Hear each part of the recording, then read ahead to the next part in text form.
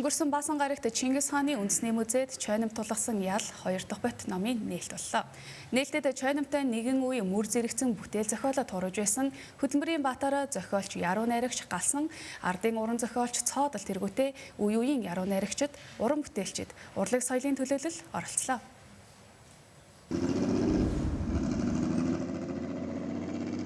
Чойном тулгасан ял ном анх 1990 онд Монгол уран зохиолын хэвлэлийн газраас 50,000% хэвлэгдэж бестселлер болж байсан. За тухайн үед ардчилсан хөдөлгөөний өрнөлтөд энэ ном ихээхэн нөлөөлсөн гэж үздэг. Мөн чойном судлалд гол хэрэглэгдэх хүн болсон юм. Тэгвэл энэ жил их яруу найрагч төрийн шагналт Эренцэнгийн чойном мэндэлсний 90 жил тохиож байгааг холбогдуулаад энэхүү номын зохиогч Чингис хаан одонд Ахтемч Нарангэрэл номыг нэмж засварлаж 36 жилийн дараа 2 дахь ботыг нэмхүү уншигчдын хүртэл болгож байна. Ахтемч Нарангэрэл энэхүү номыг бичих болсон шалтгаанаа тайлбарлахдаа өнөө үед чойномын шүлэг зохиолыг шагшин магтаж байна. За энэ номыг бичихдээ түүний ял шийтгүүлсэн хэргийн тухай, шоронд байхдаа бичсэн яруу найргийн тухай, чойномд холбогдуулсан хавтас хэрэг тулгуурлан бичсэн хэмээн сэтгэлээ илэрхийлж байсан юм а. Номын гол баатар чойном 1936 оны 2 дугаар сарын 10-нд Хинтээ аймгийн Дархан суманд мэндэлсэн. Тэрээр сумынхаа бага сургуульд 4 дугаар анги дүүргэсэн байна. Түүнийг бараг боловсралгүй гих зэргээр гоочлох хүмүүс байсан ч өөрийгөө яруу найргийн хувьд эрдэмтэн болгож чадсан эрхэм гэж судлаачид дүгнэж байна. Чойном судлаач доктор Гамболтын судалгаанаас харахад чойном нийт 1800-аад зохиол бүтээл туурвсны 52% нь уншигчдад хүрсэн байна. Түүний бүтээлүүд эзнээсээ урт насалж 100 дамнаж мөнхөрхөөр даацтай бүтээлүүд туурвсан гэж чойном судлаачид онцолдог. За Нарангэрэл Ахтемч түүнийг хосгүй авьяастай дорны дахин давтагдчихгүй яруу найрагч хэмээн тодорхойлсон байна. За чойномын бол ёстой ген байсан байна. Үнэхээр хосгүй авьяастай Монголын битгэл дорны агуу их дахин давтчихгүй юм яруу найрагч ер нь бол энэ номонд бас шүү дээ. Улс төрийн хэлнэгдэл Монголд яагаад гарсан? Тэрний шалтгаан түүхэн сургамж дахиад гарахгүй байх учир шалтгааны энэ бол маш тодорхой бичсэн байна. Тийм учраас бол энэ бол номоо би 2 дахь хавлаа чухал сургамж гэдэг бол ерөөсөө нийт монголчуудад одоо авах ёстой цаашдаа одоо амьдралдаа анзаарах ёстой ийм сайхан сургамжууд байна. Ер нь одоо өнөөдөр монголчууд бид чинь шүү дээ. Яг Европ шиг маш тоошгүй. Яг тэгэхээр бид уншихаа болцсон. Тийм учраас өнөөдөр энэ фэйсбүүкээс яхан салаад энэ чойномын энэ ном бүтээл энийг одоо монголчууд уншаасаа эндээс маш сайхан энерги аваасаа гэж би хүсэж байна. Шүлэг найраг огтхой ширэхгүй байгааг Чойномгой тухайн үед зохиолчдын хороонд гишүүнээр элсэх хүсэлтэд жил бүр өгдөг байсан ч түүнийг игнээнд элсүүлдэггүй, хэвлүүлэхээр өгсөн бүтээлүүдийг нь хав дарж хясан богдуулдаг байжээ. Түүнд гомдож зүгэрсэндөө сүүлдээ амиа хорлох тухай хүртэл бодож хэд хэдэн шүлгийг тэмдэглэлийн дэвтэртээ бичиж үлдээсэн байгаа юм. Энэ нь төрийн сонорт хүрч чойномын хувь заяаг төмөр торлог хөтлөх шалтгаан болсон гэж номонд тэмдэглэжээ.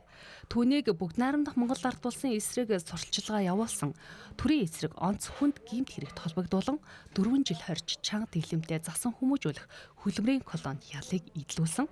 За тэрээр биеийн байдал нь хүндэрсээр 1979 онд өвчний улмаас өөд болсон. Өөд болсноос хойш 11 жилийн дараа улсын дээд шүүхийн баг хурал түүний хэргийг 1990 оны 4-р сарын 26-нд цагаатгасан. За ингэхэд энэ номын зохиогч Ахтемч Нарангэрэл 1988-аас 1990 оны хооронд прокурорын туслах бөгөөд шүүн таслах ажиллагаанд хяналт тавих хилцээний дараагаар ажиллаж байхдаа энэ хэргийг судалж цагаатгах явдалд гар бие оролцжээ. Яг мэрэгжлийн хавдаас ерөөсөн чойномыг улс төрийн хэлмэгдүүлэлт гэж үнэхээр байсан. Эзэн Чингис хааны нэрийг ч дуртахаас имээдэг байсан. Нэрийг нь хэлсэн хүнийг шууд барьж аваачиж хордог байсан.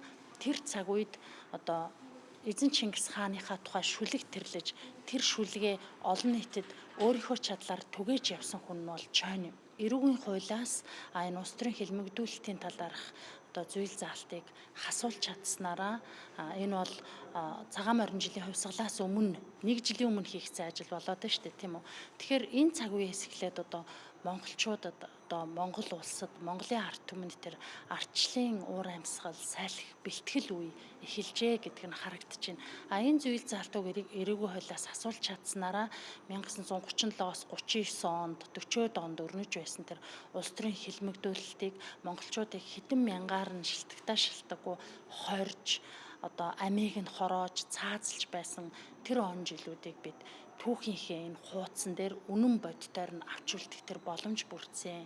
Тэгэхээр энэ бол одоо Монголын хууль зүйн салбарт гарсан бас нэг ардчлалын салхи, бас нэг ахицтай алхам гэдг нь харагдаж байгаа.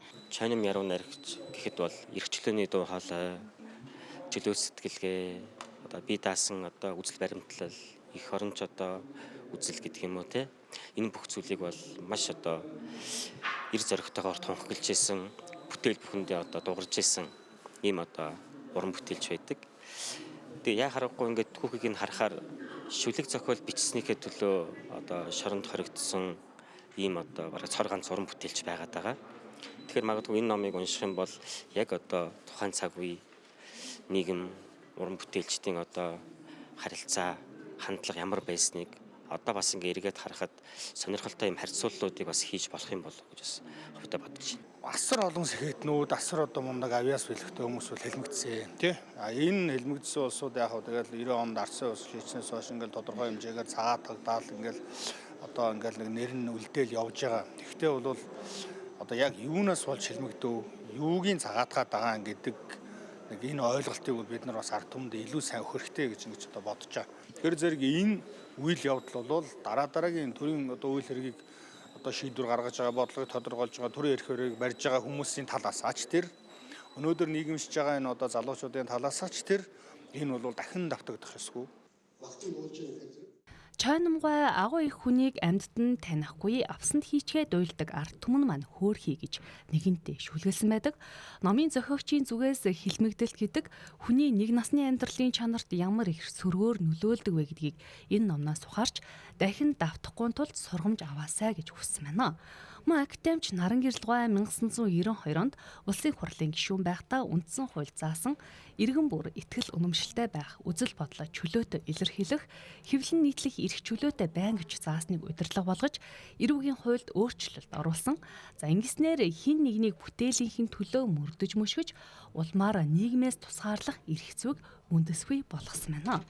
Мөн Дархан сумын ерөнхий боловсролын сургуулийг засгийн газрын тогтоолоор төрийн шагналт яруу найрагч Чойнмын нэрэмжит болгосон байна. 1996 онд Монгол Улсын их хурлаас жил бүрийн 9-р сарын 10-ны өдрийг улс төрийн хилс хэрэгтэй хилмигдэхстийн дурсгалыг хүндэтгэх өдөр болгохоор шийдвэрлсэн. Монгол дүрмсэн их хилмигдүүлэлтээр 45-аас 55 мянган иргэн хилмигдэж шийтгэгдсэн гэх тоо мэдээлэл байдаг ч зарим судлаачид 100 мянган гаруй иргэн өртсөн гэж үзэх нь бий. Хилмигдүүлэлтэнд өртсөн иргэдээс өнөөдрийн байдлаар 31652 хүнийг цагаатгаад байгаа юм байна. За энэ ном нь хилмигдүүлэлт дахин давтагдахгүй байхын онцгой сургамж болон уншигч танд очиж байна.